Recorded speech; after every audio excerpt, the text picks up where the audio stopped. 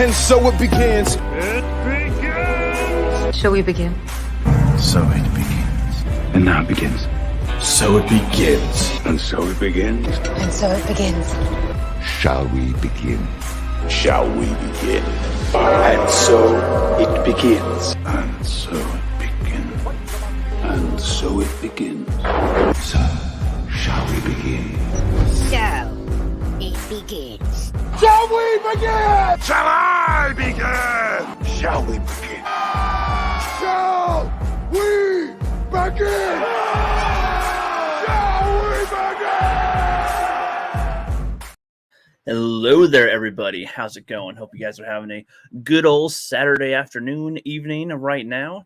I just watched the Drunken Master. It was kind of a random watch. I just was like, okay, there's some stuff on Tubi, I guess. I can see they added some new things, and Drunken Master was on there, and I like some Jackie Chan, but I haven't seen that many of his films, so I decided to give that one a shot of Rooski. First note when watching the film, just 10 minutes in to watching it, like when they're still in the dojo and everything, like I do not like how the dub sounds over the actors and stuff. It's been a long time since I've seen a foreign film where they have like an American dub over it. Usually when I've watched them, they have just the subtitles and they're in their native language and stuff when they're actually speaking their roles. So that's what I'm used to, and I'm okay with that. Like, especially, there's some anime too that has that. I'm totally cool with reading the captions. If I'm going to be focused on the screen, then that's what I'll be watching. But with the American dub sounds over it, it just sounds far worse. Like, they do not sound like they match at all. I'm like, I know how Jackie Chan sounds, so it's like, why would I want to see him like just voiced by some other dude like this and does not match him at all? And I feel like there's a huge difference between like when they're making a lot of the sounds compared to it being dubbed over by people in a studio, because it doesn't always match that well, even though I would say voice actors probably do a better job at doing that kind of thing to make it match over something that they're not there for. But that's pretty much my main gripe with the movie, because otherwise I freaking loved it. It's a slow build for me in a way, though. I wasn't as interested in it right away because it felt like there was a lot of fight scenes in it, but the fight scenes were good. But I wasn't sure like when they were going to have the development of the character go with it. I was like, okay, so I guess I was just kind of used to it being a certain way with this type of film, I guess. Like, he started out as like he's a student in the dojo and he's kind of like making fun of one of the teachers there, and like because his kung fu is a little bit better than that guy's, so it seemed like, okay, this guy's pretty talented, he's pretty good. And then he goes outside, he's hanging with his friends, like, oh yeah, this guy's really awesome, he's one of the best, he's really cool. And then he just like tries to hit on this one chick who happens to be his cousin, and then the lady that's there is able to out kung fu him, out martial arts him. And like just right away, it's like, okay, wow, you just got put in your place already. Okay, shit, okay. So there's somebody out there already that is better than you, even though you seem to be better than one of the teachers that was above you. But nope, this one chick put you down pretty good. And then he goes and fights another guy and beats the crap out of him well enough there. The guy stole something from somebody else. And our main guy, played by Jackie Freddy here is what he's called here, but I'll probably just call him Jackie anyway. He, tries to get the thing back that was stolen. And they have a little bit of a fight, and Jackie's pretty much playing around with him, like it's nothing, making a fool out of him, injuring him big time. So you're like, okay, yeah, so this guy is really talented with martial arts and kung fu and stuff. But then throughout the whole movie, like, he ends up fighting like 5 different people that are more talented than him in martial arts in some way. Even though he is really good at it, there's still other people that are way better than him. So I already like that type of aspect, that kind of stuff. It's cool to see. I like seeing that because it makes it seem like this is pretty much the Dragon Ball aspect, or at least this is where I saw it first, is that there's always somebody stronger than you. There's always somebody that's going to be better than you. That's why you should never get too confident, too cocky. You've got to keep on trying to push yourself. Even if you seem to be at the top, keep on pushing, because you might not always be there tomorrow. Essentially, there's always a better fighter. So I do like that kind of aspect with the movie already. That's like just going through the film entirely. And then by the time, he's our main guy is pretty much a little asshole. He doesn't mind stealing some food. He doesn't mind messing around with people. He was trying to hit on his cousin unknowingly. And he seems to be like not a very good son in terms of honor with his father, who's the master of this one dojo and area and whatnot. But I'm trying to think about what part comes next here, what parts I'm trying to finalize, because there's some parts later where we get back to the dojo. So I'm trying to not jump too far ahead here. But yeah, he ends up going to the dojo, and then he sees the lady there who happens to be his aunt. And yeah, like she was pretty much saying, "Hey, yeah, your son is so good, so good." Yep, but no, there's these rowdy teens that were, groping on us or trying to do something bad and not doing very good. And the dad's like, "What? I will have him skinned alive for this." And they're like, "Oh, you don't have to look very far. He's in the room right there."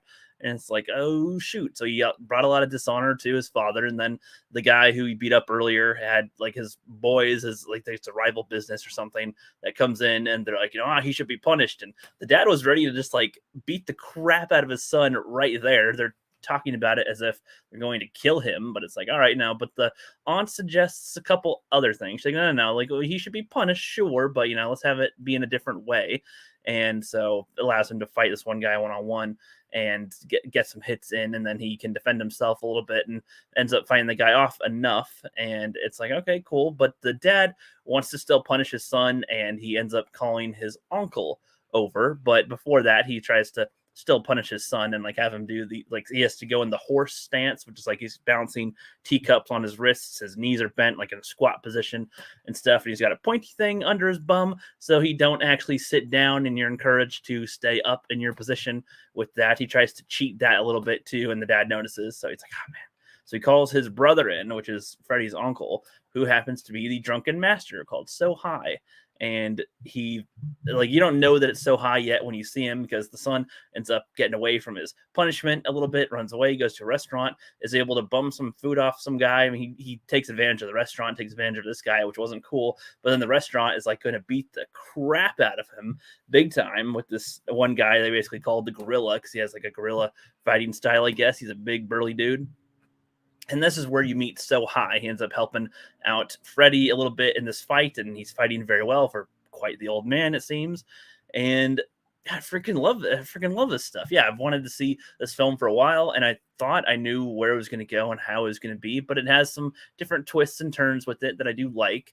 There are aspects to this film that you could say are Karate Kid-esque, but I wouldn't really compare them very closely. It's a kind of a loose connection, because he ends up training Freddy, and he's pretty much having him do a bunch of these different, very difficult exercises that involve strengthening your wrist, your fingers, your stomach, everything, just destroying your body. It's exhausting big time to do it the way that he's trying to do it.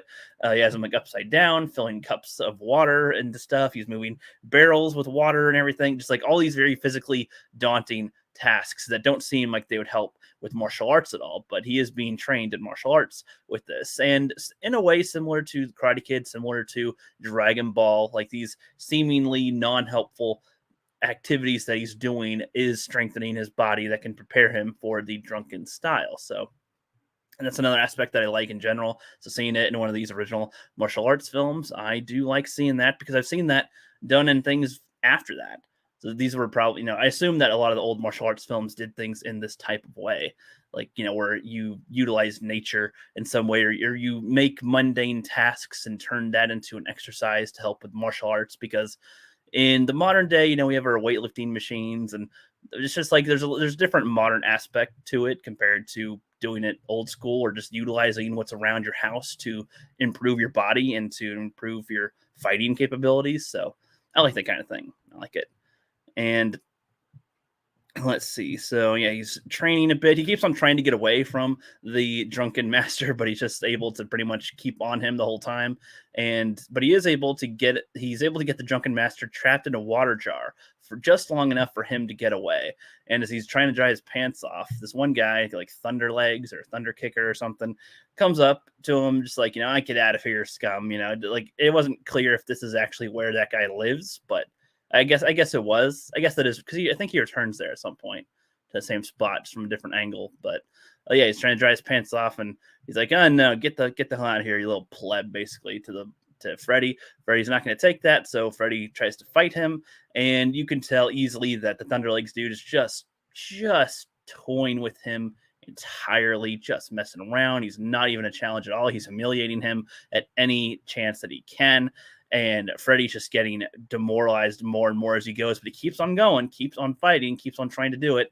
And the man insults his father's honor as a fighter and stuff. He's like, "Oh, my father has good kung fu," It's like, nope, it is trash. It is baby kung fu. This is pathetic. And I liked it again because it was like he got beat by the drunken master. He got beat by his aunt. He got beat by this guy. He has all these different challenges, even though it was shown that our guy Freddy is pretty good with kung fu, but like there's still people that are way the hell better than him. Different techniques, different styles, different things. You underestimate your opponent sometimes. That can get you into a bad situation. And this guy was able to just wipe the floor with him. And it came to a point where it was just like more than clear that it's like, okay, yeah, you got the crap beat out of you and you've lost. And the guy is just like, why would I even waste killing a nobody like you? Crawl through my legs and like a little bitch that you are, basically.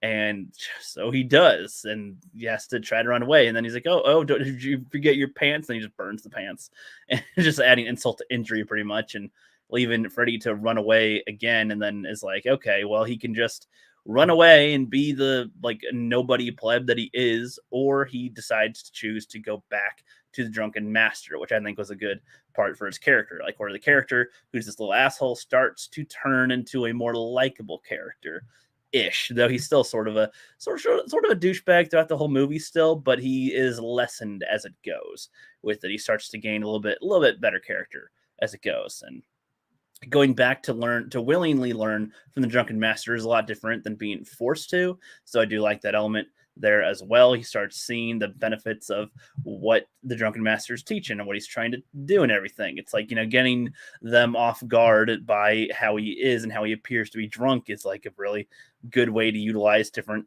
styles and stuff, and having different strengths in your fingers and wrists and whatever. It can be useful on the battle. And so they're able to pretty much toy with people the way that they fight. And it's just done real well. There's this guy that they end up going to the market at one point, and they're playing a little shuffle game, and this guy is cheating a little bit and then tries to just walk away with their money, and no, I'm not going to have it. So Freddy ends up fighting him, and he's like Bullet Head or Iron Skull or something. I forget his name entirely, honestly, but he ends up fighting him, and he's like using his head as some of the kung fu to try to fight, which I thought was kind of funny to watch. But like he keeps on trying to hit the guy in the head and doing other things to him, but it's like a weird kung fu for him to fight. So even though he's learned some of the drunken stuff, it was still like a bizarre type of fight to deal with, and he ends up beating him pretty much. And then later the Bamboo King or King of Bamboo or baboons, or I forget what he was called. I forget the name of that. Ends up coming down to fight the drunken master, but the drunken master's out of wine. He sent the boy out to go get some, and he's taking his time a little and comes back with water instead of wine.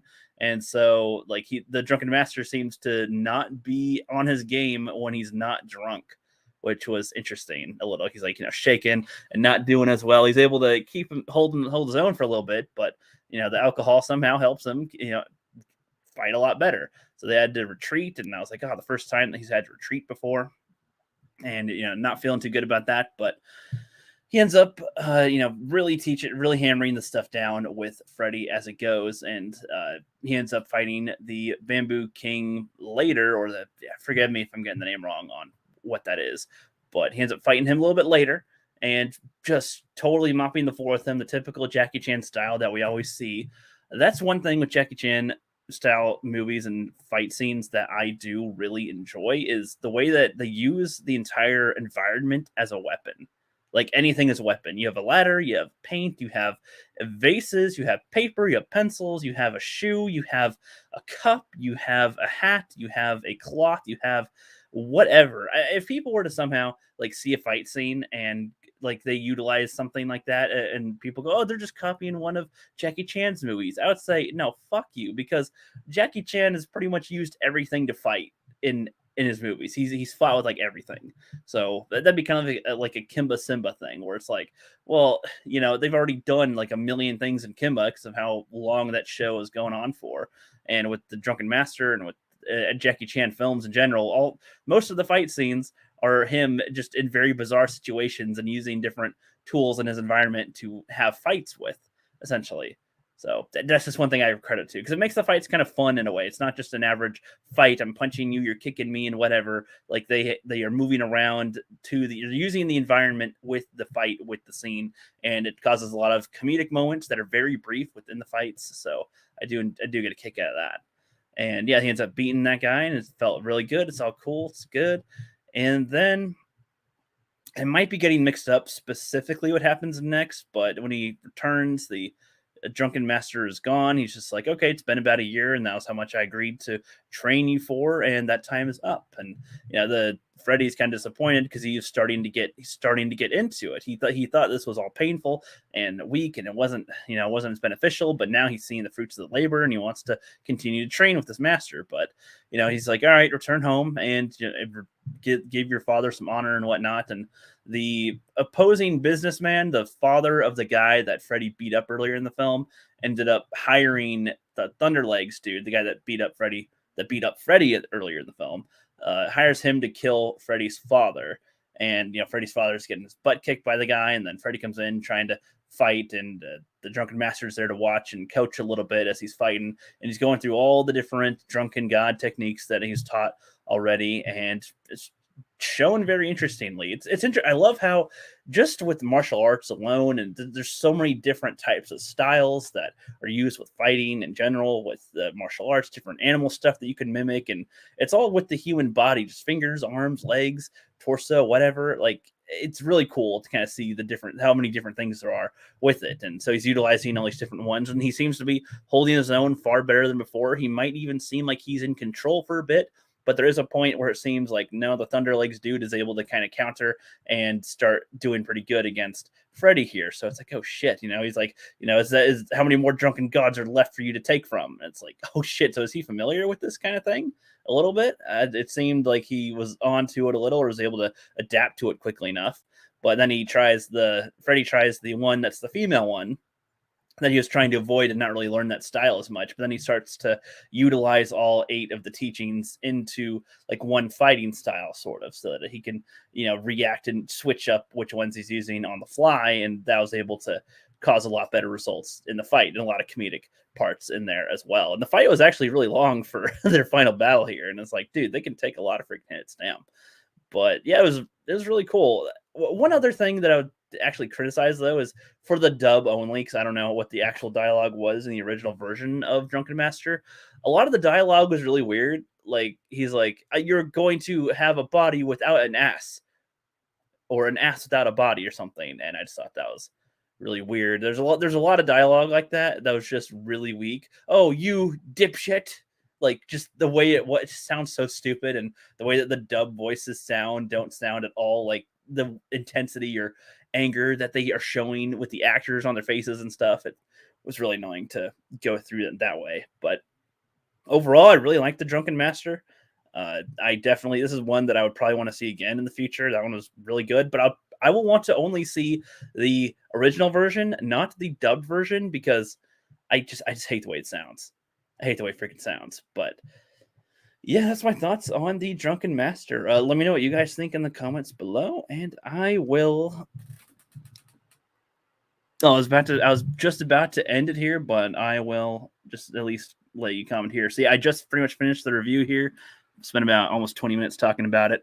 Drunken Master is freaking awesome. I freaking love it. I saw the dub version, though, and I hated the voices that went with it, but what can you do? I will watch the original version next time I watch it, where it's the original voices, subtitles. That version's probably better, because the dialogue in this one sounded goofy. The voices sounded goofy. They did not match well with the counterparts at all. So, yeah. But thank you all for watching or checking this out on the replay, and I will see you guys later.